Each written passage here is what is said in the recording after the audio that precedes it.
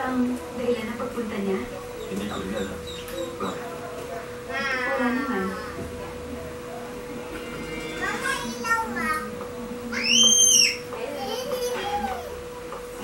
Ano nangyari sa trip ni Rosalia? Magdamag kami naghintay pero ayaw kami kausapin. Hindi na tinatanong ko. Ano nangyari sa ni Rosalia? Ibig mo sabihin, Posible may nangyari sa inyo dahil wala kayong ibang kasama. puro ka talaga kalokohan. Walang nangyari sa amin. Sinabi ko kasi huwag ka na maghinaya. Naging wife?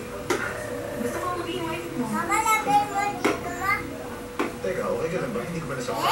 Hindi naman ako nasaktan. Pero yung lalaki dito sa may